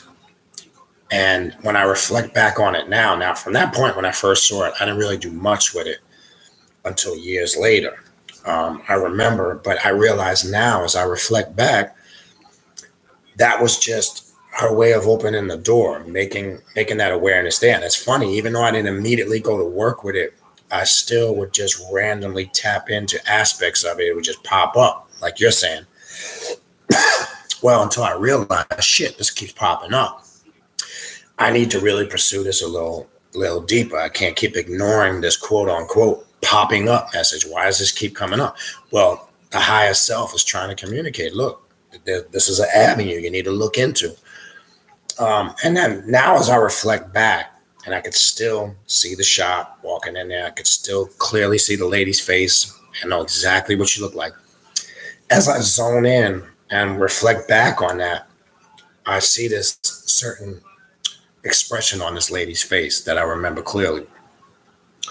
It was more like a smile, like, you don't understand now, but you will later. It's like as if she knew, like the Holy Death baited me in there, as if she knew that was my introduction, as if she knew that this is something that would take fruition years later down the road. I see that now. Did I see it back then? No. Because as I started working with the Holy Death and all these different things started to pop up. I mean, I've been pulled out of the bed at the craziest times of night. Shit just will come to my head. There was some personal stuff in relation, which I'm not going to get into detail here. Like you mentioned with Sister Sonia, I won't get into that here. Just working. I mean, literally, I've been sitting here just watching TV, and the Holy Death will, the intuition kicks in where there's some type of message and awareness. And I keep telling people how you get past all getting sucked into all of the controlled traditions where you need to be a part of this tradition. You have to be a part of some group where you can't attain those level of results is a bunch of bullshit. Once you tap into the awareness, and part of what I'm doing in the classes is I'm showing people that step one, how you activate the awareness. That's step one. I'm not going to get into detail now, but that's how you activate the awareness. Once you have that going, then there's a kind of a system that you can put into place. the awareness, quote unquote, higher self, personal daemon, whatever you want to call it, has to be activated, or any of the shit you're carrying out is pointless. If it's exercises, rituals, workings, it's going to be pointless because you haven't done the groundwork to activate connecting with that higher self. So that's important not to ignore, quote unquote, when you say it keeps popping up. It's popping up lately for a reason. Yes, Gilberto, that is the same sister, just so you know. That is. And that's a good one. Gypsy Goddess types in, I picture her skiff not just removing blocks, but having it protecting me all around, like for the evil eye energy even. And that's good. Because again, remember, imagery and symbols communicate message to the subconscious mind of the individual using them. And we can perceive and utilize those symbols how we see fit in a desired way for the outcome that we're trying to achieve. So you'll see, it's again, similarities. You'll see the skiff, right? The Holy Death. You'll see Kali carries the Pekibet knife. You see Set carries the Pekibet knife. You see Sekhmet in some images has the knife of separation or the Pekibet knife. Some can also look at the skiff as separating yourself from the illusionary world. I mean, there's many things a skiff can be used for. It can also be used for a harvesting, right? Not just a physical harvesting, but a mental, emotional, and spiritual harvesting of growth and change. Remember, as I said earlier, the death current, being truly connected to it. We're not talking just about the physicality of it, because that's just the illusionary bullshit that people get caught up in.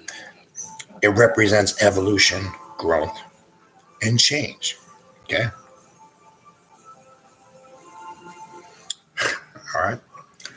Anarchy said, all right, hope your cousin ain't in no trouble, brother. Oh, all right, what else we got?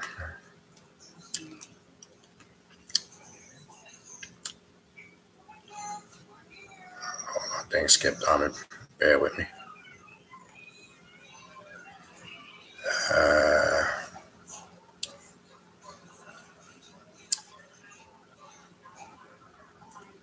Peace to Ninth Disciple. Adam Blackstone, she helped me many times. I was facing 15 to life and it was dismissed with only probation. Our powers are strong. All I can say, keep your promise 100. And that's true. And as I said earlier, there's an aspect of working, if you're dealing with serious legal issues, court cases, if you know what you're doing, it's real. And I'm glad to see that you've had success with that. That's a great thing. Trina had asked for the link to the Veve to be reposted, and I see Gypsy Goddess posted it again. So there you go.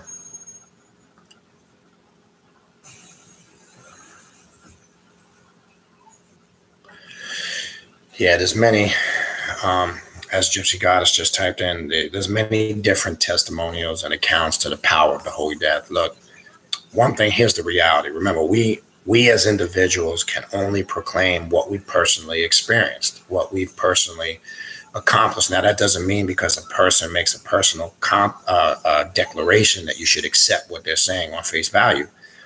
And I'm saying that to say, just because I'm saying, or you hear other people, or if you go on and access different testimonies and accounts, you should have your own personal experience to confirm that, is what I'm trying to say. But I can only speak from what I've experienced, and I can tell you it's real. It's as real gets, as they say.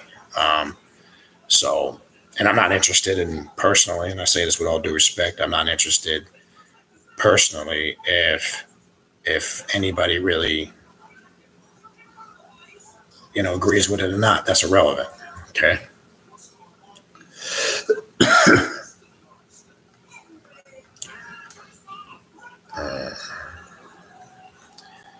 Sonia, I think you need to check your pocket. I think you're deleting people by accident.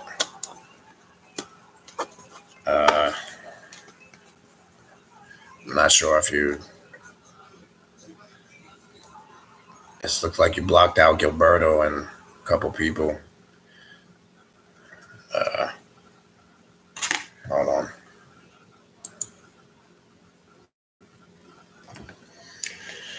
Let's make sure. I know last time you did it by accident because you had it in your back pocket.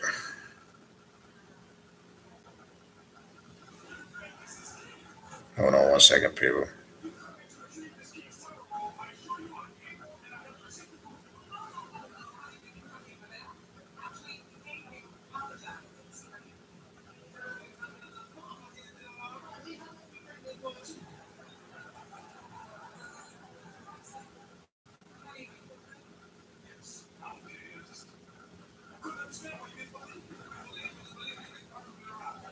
I don't know. She stepped away. She might have. If you got deleted by accident, apologize for that. I think your bird on, I think, maybe Gypsy Goddess. And a couple of just trainer. I think that happened last time. She might have hit a button. Hold on. I just sent her a text. Because I know sometimes she sets it down and puts it in her pocket. Man. I apologize for that. Let me see if I can access some of the comments.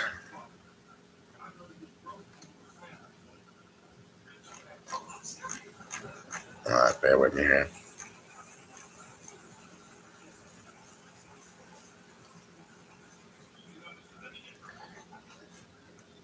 Hold on.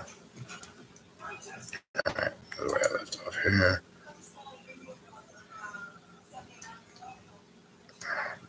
I think it got deleted, trainer. I'm gonna see. Let me see if I can undelete it.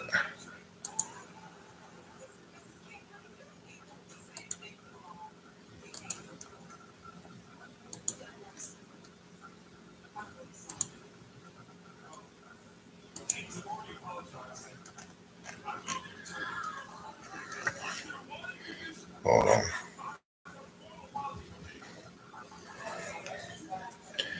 Let me see if I get a hold of her. I think she's accidentally. Yeah, I see. There's a few.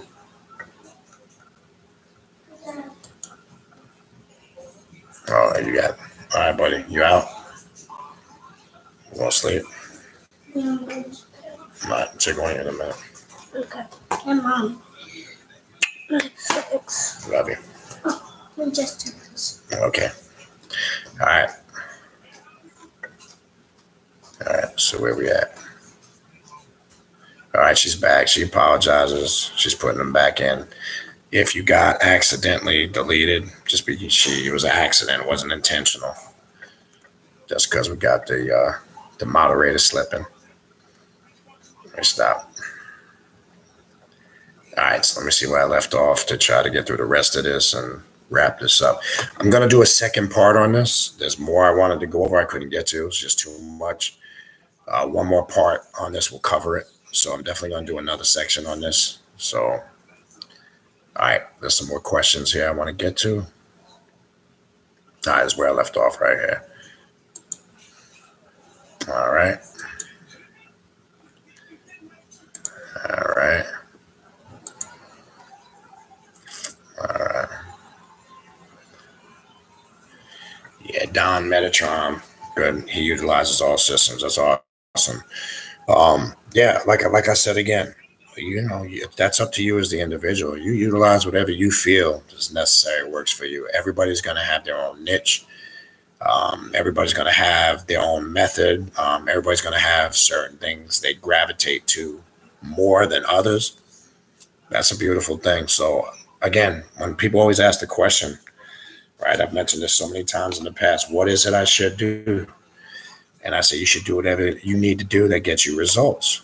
And never ask a question. The question I hate getting is, I did such and such and such and such, and I got this great result from it, and this great, talk about how many great things happened. Then they follow it up with, did I do it the right way? Of course you did it the right way, because you got the results. That's the confirmation you did it the right way. Stop overanalyzing. Because if you're judging yourself to some preconditioned system or some type of religious dogma, you're ruining the power. You're diminishing your personal power is what I'm trying to say. Victor Perry says, using Tamarayan archetypes or Kabbalah Kemetic Trio Life Death is the pathway between Osiris, subconscious to from, or the Isis moon cult verse set. intellect, how can this be used? Again, you can utilize it any way you see fit. Now you're using, all right, so here we're talking about, per se, the Tamaran aspect of archetypes. Remember the symbolisms and what it represents, however you perceive it, and take that information and facilitate it through your subconscious mind is how you're utilizing it on your path and how to get your result. So, for an example, if I was doing a ritual work and I would use the image or the symbolicism, right, of the archetype, and maybe if I'm using it for a ritual for change or growth, mentally, emotionally, or spiritually, or for wisdom, I can access or use a methodology like that. I could create or design a ritual by creating invocations of activating, quote unquote, the Osiris energy, quote unquote, set. However you're looking at it and putting it into perspective, a simple way of utilizing that will be creating a ritual with simple invocations to accessing that energy. Very simple. You could actually utilize that concept in anything you want. So it's how you're going to approach and use it. All right. All right, what else we got here?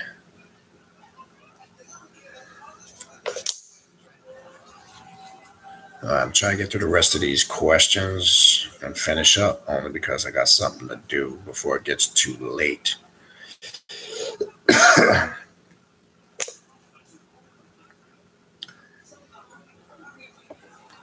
Yes, Sister Sonia. So I've been using the sigil for about a year now.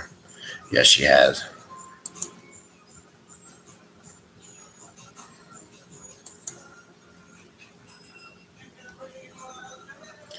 I must have missed something, Victor Perry, when you say, is this correspondence correct? Did I miss something? I think I missed something. I'm not sure what you're referring to. Maybe you can retype in. Oh, that was what we were just talking about. Yes. In relation to the Egyptian archetypes. Yes. That correspondence is correct because it's correct in the sense you're looking at it, what it represents, and using that aspect of it, right? There's the surface info, the standard way they'll explain using that, but then there's the inner meaning that it has personally to you. So the correspondence is correct because that's the message it's communicating to you, and that's what's activating your intellect. So it's personally correct for you. Now, when another individual look at it exactly the same way, maybe so, maybe not. But that's not what's important. What's important is that's what you are perceiving from it.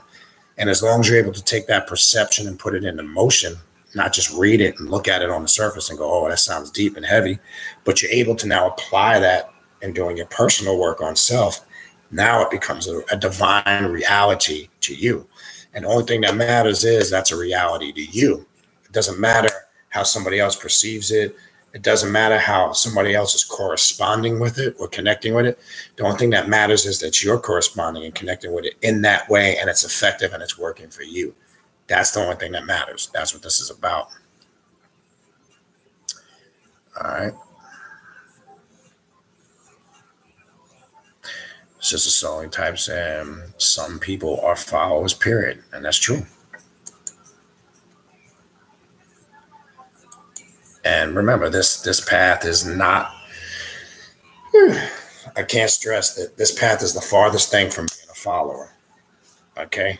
If you want to be a follower, go join a group or an organization. That's where you become a follower, and wait for the guru or the leader or the whoever is in charge to tell you what to do. This path is simply about what we say all the time, self-mastery. It's about you taking the initiative to do for you. And if you don't have the initiative to put in the energy, the time, effort, and work, you ain't going to get anything out of it, plain and simple.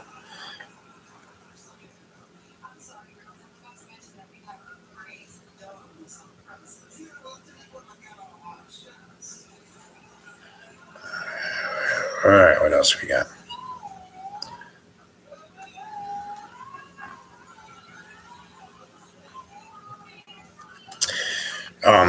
Victor Perry types, is the higher self just another word for the superconscious or the subconscious? In alchemy circles, you'll hear for the superconscious. That would be a term used in some alchemy circles as the higher self. That's another title or aspect. Yes. Um, not your subconscious, because remember, your superconscious really is what communicates to the subconscious. The subconscious communicates to the conscious things it's aware of and not aware of. So yes, there's that system of command. So in essence, when we're talking about on this path, your personal daemon or your higher self, we're talking about one's access or ability to tap into, quote unquote, their super consciousness. Now, that's just a surface term. The super conscious represents, you being able to access what we call on this path your subjective realm. And in that subjective realm, there are many universes and multiverses where you connect to what they call in certain circles the collective consciousness, right? Some call it in metaphysics and alchemy as the all, right? Quantum physics. So yeah, these are just different terms. And that's what this path is about, being able to tap in, if we use a very simple term that people can connect with, your quote unquote superconscious.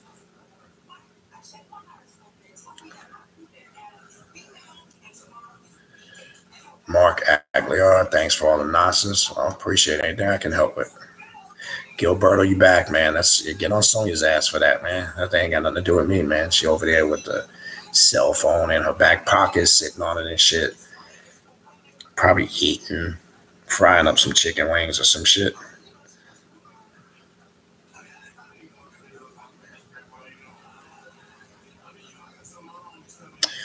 Okay, Gilberto Martinez, by the way, Brother B, I ordered those books you suggested, The Enlightened Luciferian and the book, The Breath of Good. And again, that's the reason why I will put book suggestions out there. Hopefully you guys are actually going to get the books. And most importantly, hopefully you guys are actually studying them. All right. Have a good night, Gypsy Goddess. All right, we almost done. The right here at the end. Okay. All right. All right. So anyway, I'm going to wrap it up because my voice is a little jacked up. I need to rest the vocal cords. I got something to do before it gets too late. So I'm not finished with this topic. There's a second portion. I will do a second part to this. But real quick before I go again, Wednesday, which is tomorrow, is the cutoff date to request an invite for the ritual. Those who have contacted me, I have gotten back to you and send you the invite. So I'll see some of you on Friday. I will have more coming for next month. We will be doing something with the Holy Death. That's going to be coming up soon. The initiation ritual, some of you have emailed me about that. That will be taking place at the beginning of next year, January. There's more information to come on that. We haven't set official dates for them. We'll look at the calendar. That should be coming shortly. I'll see some of you guys on Saturday that are taking the current 6-week session. I'll see you guys Saturday afternoon. Again, I said earlier, some people have requested doing individual classes. I will be offering that in between sessions after this session is over. So I'll have information more coming out on that. Last comment I see by Sister Sonia. Don't work with Santa Tissima if you're not ready for a change. I use the black for everything. She called to me and I never turned back. Santissima is like a mother to me, stern and gentle. True indeed. And a good comment by Victor Perry, like Bruce Lee said, knowing is not enough. You must apply. 100%. That's probably one of the best comments of the night. Thank you, my brother. Thank you. All right, people. I will see you next Tuesday, 7:30. We will finish up with this. I'm going to do one more part on this. We're going to do a container. I have more to go over on this. I knew I wasn't going to be able to get to it all tonight, so I'll see everybody next week. Peace. Everybody have a good night.